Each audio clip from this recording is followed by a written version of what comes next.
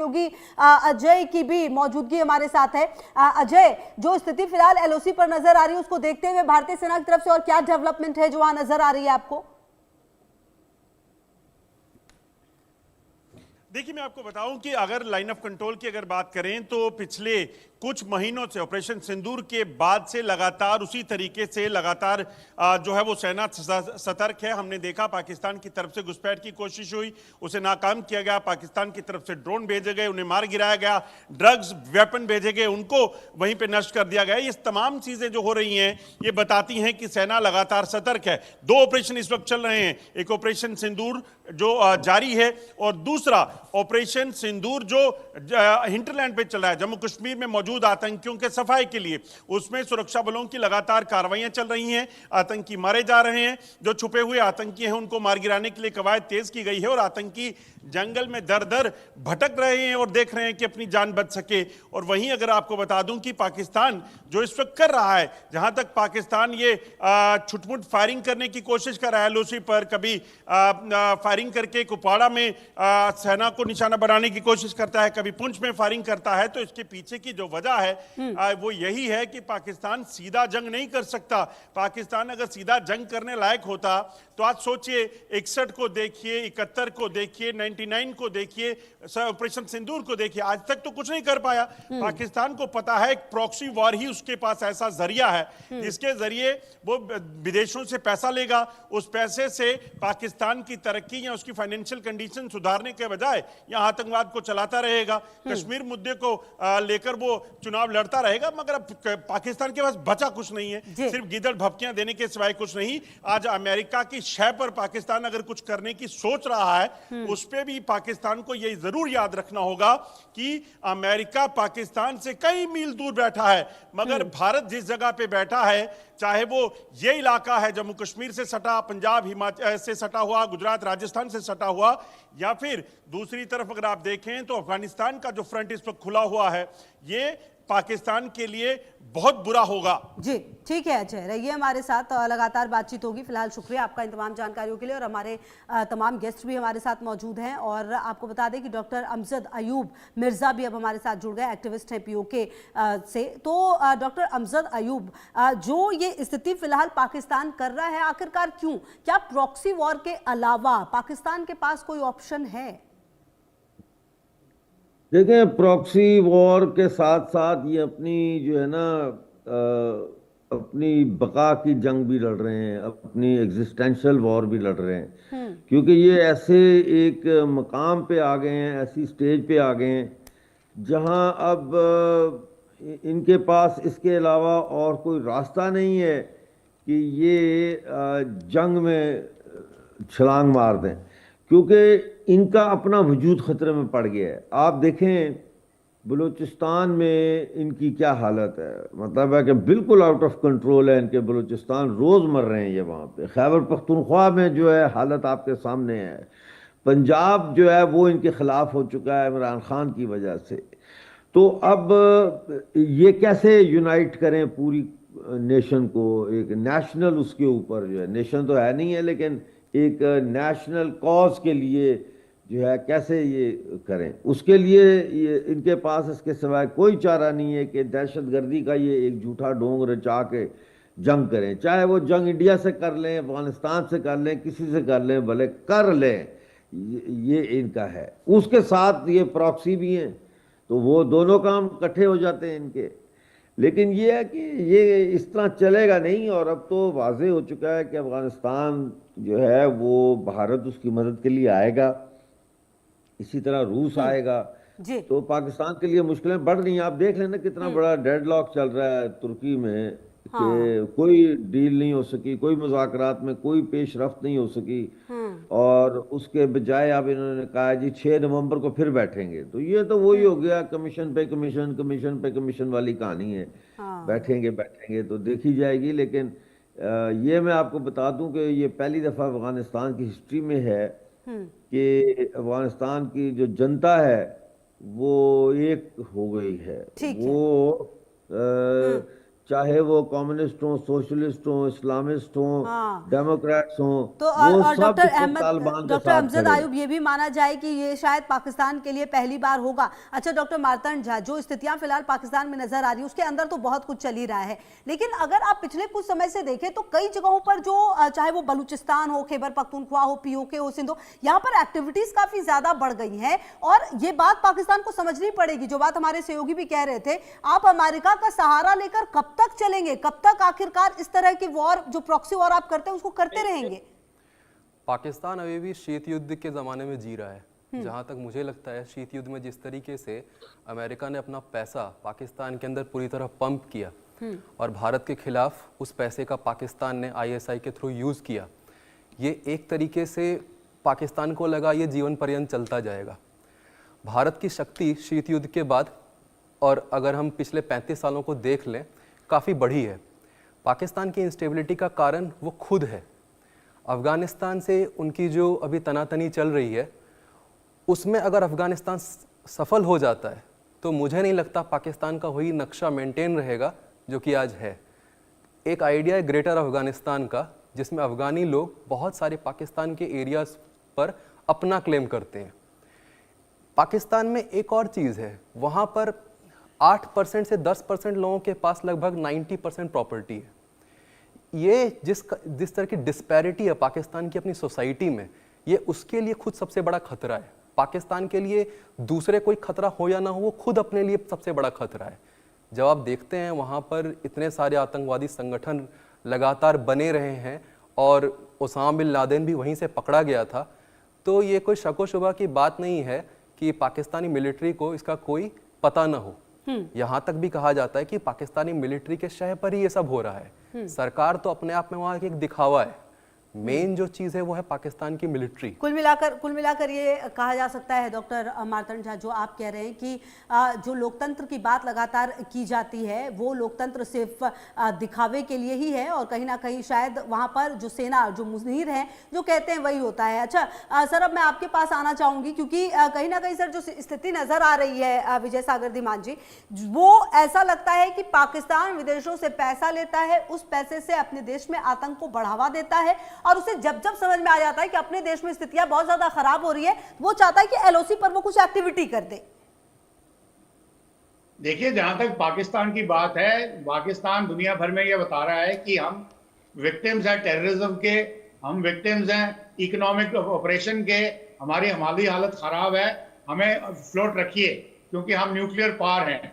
ये उनका punch line है, और उसके लिए अमेरिका और चाइना उनके फेवर में आते हैं, या बाकी कंट्रीज भी थोड़ा बहुत के फेवर में आते हैं, उनको आईएमएफ के लोन्स वगैरह दिलवा देते हैं।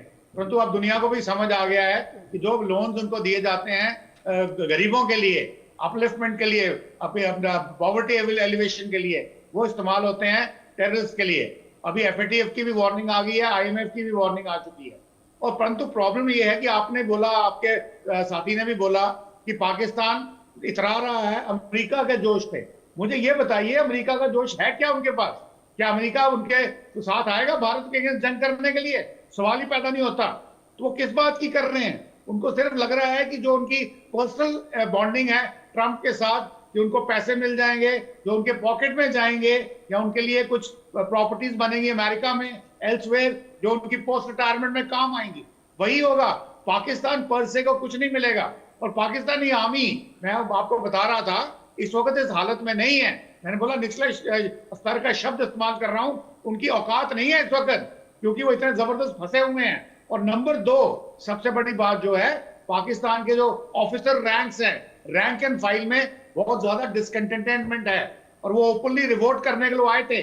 उनको धमकी दी गई कि अगर आपने वो रिवोल्ट किया तो आपको अब मार्च कोर्ट मार्शल कर दिया जाएगा। ऐसे चलते समय जब रिफ्ट बन गई है मिडिल लोअर लेवल ऑफिसर में हायर लेवल के साथ, प्लस दी जॉनीज आपके सोल्जर्स के साथ, तो क्या लड़ाई लड़ेंगे? उसका हालत आपने देख ली है कि अफगानिस्तान बॉर्डर पे उनका क्या हाल है, पख्तूनख्वा में उनका क्या हाल है, बलोचिस्तान के आर्मी के सामने उनका क्या हाल है, पीओजेके के सिविलियंस के सामने उनका क्या हाल है, बाल्टिस्तान गिलगित में क्या हाल है। तो इस सिचुएशन में ये जो हरकतें हो रही हैं लाइन ऑफ कंट्रोल के ऊपर, ये पहले भी थी। तो इसको मैं ज्यादा महत्व नहीं देना चाहता। भारतीय सेना इसके लिए बिल्कुल तैयार है, इनको निगेट कर सकती है और इनका जवाब भी देती है। इन्फिल्ट्रेशन अटेम्प्ट होते हैं, सारे के सारे पकड़े जाते हैं। उसके अलावा गोलाबारी करते हैं भारत के सिविलियन एरियाज के ऊपर, क्योंकि इतने ये कायर लोग हैं, इनको समझ में नहीं आता करना क्या है। तो उस सिचुएशन में ये जो कर रहे हैं इसका कोई मतलब नहीं है। तो पर उनको ये पता चल चुका है कि यदि उन्होंने कोई मेजर अटैक किया या कोई टेररिस्ट हमला हुआ तो जो भारत का 2.0 होगा वो डिस्प्रपोर्शनेटली लार्ज होगा और पाकिस्तान को बर्बाद करके रख देगा।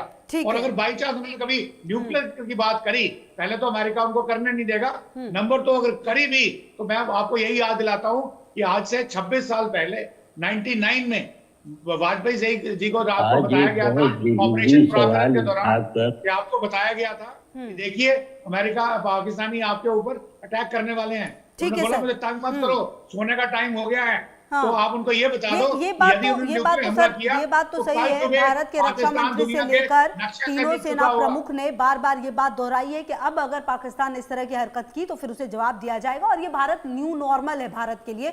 ये बात तो खुद प्रधानमंत्री ने भी कही थी। अच्छा डॉक्टर अमजद अयूब मिर्जा, जो स्थितियां फिलहाल नजर आ रही है, क्या लगता है आने वाले समय में जो अंदर खाने जो चल रहा है पाकिस्तान के, वो कुछ बड़ा रूप ले सकती है क्या? मेरा ख्याल है कि इसमें अब खड़े होने की ताकत नहीं है। यही वजह है कि हम सुनते हैं ना कि एक म्यान में दो तलवारें नहीं रह सकती।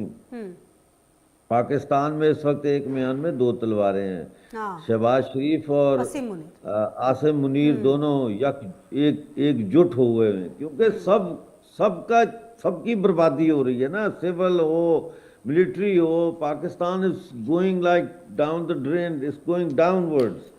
सो इस वक्त पाकिस्तान में कुछ बड़ा होने की मुझे नहीं लगता।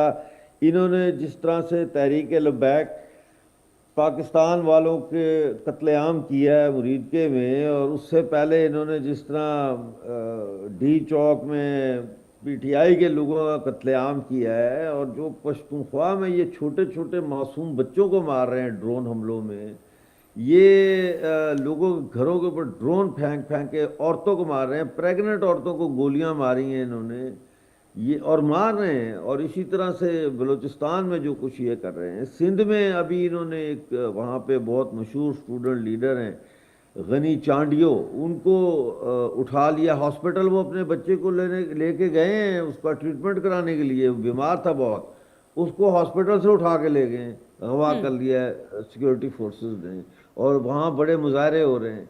तो कहने का मकसद ये है कि पाकिस्तान इतनी बुरी तरह से फंस चुका है, इतनी बुरी तरह से फंस चुका है कि ये ज़्यादा से ज़्यादा क्या कर सकता है? ये तो कुछ भी नहीं कर सकता ना, कू भी नहीं कर सकती आर्मी ये अपने मुल्क के अंदर। अब कू करने की भी इनके पास हिम्मत नहीं है। ये अगर इलेक्शन ही कराएंगे तो कोई वो इलेक्शन भी जो है उससे कोई रिजल्ट नहीं निकलेगा। बिल्कुल इस वक्त ये वेजिटेबल हो चुकी है। अब बड़ी बात तो ये भी है ना डॉक्टर अमजद अयूब, आप जो कह रहे हैं, अब इसका आखिरकार जो उपाय है वो क्या है डॉक्टर मार्तंड झा? जो स्थितियां चल रही हैं पाकिस्तान में, आखिरकार ऑप्शन क्या है?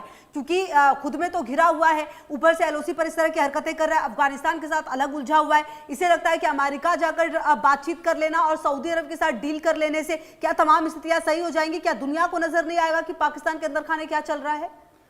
देखिए, पाकिस्तान इस भुलावे में रहता है कि उसके पास एक न्यूक्लियर वेपन है। मैं उसे वेपन ऑफ ब्लैकमेल कहता हूँ। मैंने खुद एक पेपर प्रेजेंट किया था जोहानिसबर्ग में सन 2020 में, जहाँ पाकिस्तान के भी एक्सपर्ट्स आए थे, और मेरा उनसे सीधा सवाल था कि हमने जो अपना न्यूक्लियर प्रोग्राम बनाया, ऐसा तो नहीं है 1998 में जब इंडिया ने परमाणु परीक्षण किए, उन्होंने 2 हफ्ते में अपना न्यूक्लियर प्रोग्राम खड़ा कर लिया हो। Basically Pakistan was a screw drive away to make its own nuclear program. Pakistan को लगता है कि अगर उसके ऊपर एग्जिस्टेंशियल थ्रेट कभी आया तो उस वेपन का इस्तेमाल वो भारत के खिलाफ करेगा। और बार बार 26/11 के हमले से देकर आज तक आप देखते जाएं, इंडिया ने एस्केलेशन लैडर पर चढ़ने से बार बार अपने आप को रोका है। लेकिन हो सकता है अगर ऑपरेशन सिंदूर 2.0 हुआ तो एस्केलेशन लैडर पर भारत को चढ़ना उसकी एक मजबूरी बन जाएगा। भारत नहीं चाहता है कि किसी दूसरे देश के लिए वो एग्जिस्टेंशियल थ्रेट बने, लेकिन अगर कोई हमारे ऊपर लगातार प्रहार करता ही रहे तो उसके बाद कुछ ना कुछ एक डिसाइसिव एक्शन तो गवर्नमेंट ऑफ इंडिया लेगी ही लेगी। ये पाकिस्तान को समझना पड़ेगा, और उसको सच में बचाने के लिए कोई नहीं आने वाला अनलेस कोई जियोपॉलिटिकल डायनामिक्स ऐसे बैठते हैं जिसमें रशिया, यूएसए और चाइना अपनी अपनी अलग अलग खेमाबंदी करते हैं। आज भारत दो तरफ का, मैं कह सकता हूं, टू फ्रंट वॉर लड़ रहा है, चाइना और पाकिस्तान दोनों के साथ। इंडिया की डिप्लोमेसी है आज एक बहुत बड़े ज्वालामुखी पर खड़ी हुई है। वो इसलिए खड़ी हुई है क्योंकि इंडिया ने हमेशा, जब भी उसको कभी मदद चाहिए थी, तो उसने अपने आप को लगभग, मैं कह सकता हूं, अकेला ही पाया है। As they say in English, when push comes to shove, you are left all alone. India के साथ भी यही हुआ है। सो इंडिया को, अगर हम इंडिया के नजरिए से देखें पाकिस्तान में क्या चल रहा है, तो इंडिया को अपनी जो बॉर्डर सिक्योरिटी है, जितनी वो बीफ अप कर सके वो उसको करते रहना चाहिए, और पाकिस्तान को कोई भी मौका नहीं देना चाहिए इन्फिल्ट्रेशन का। क्योंकि हो सकता है जो एलओसी पर क्रॉस अभी जो फायरिंग चल रही होगी, हो सकता है वो किसी प्रकार का इन्फिल्ट्रेशन कराने के लिए हो। कई बार कवर फायर दिया जाता है ताकि कुछ घुसपैठ कराई जा सके। बिल्कुल, और वो तो कोशिश लगातार रही ही है पाकिस्तान की तरफ से। विजय सागर धीमान जी, आने वाले समय में हम किस तरह की सिचुएशन देख सकते हैं, क्योंकि पाकिस्तान है ये मानेगा नहीं, लेकिन भारत है कि उसे जवाब तो देना है, और खास करके ऑपरेशन सिंदूर के बाद और जो कुछ भी पहलगाम में इन्होंने किया है उसके बाद भारत बिल्कुल पूरी तरह से तैयार है। देखिए, आपने बड़ा गूढ़ सवाल पूछ लिया है जिसके ऊपर सारा दिन बात की जा सकती है।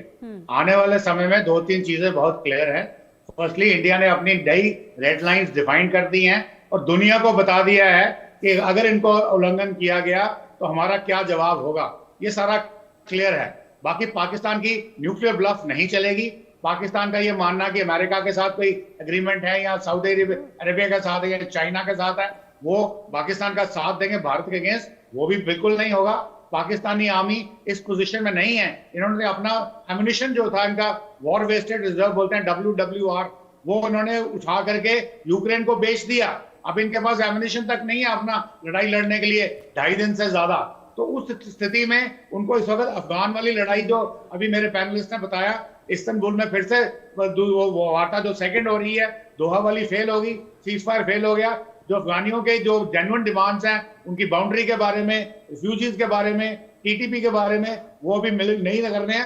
तो पाकिस्तान के पास कहीं पे भी रिप्रीव नहीं है। परंतु प्रॉब्लम सिर्फ इतनी है कि पाकिस्तान की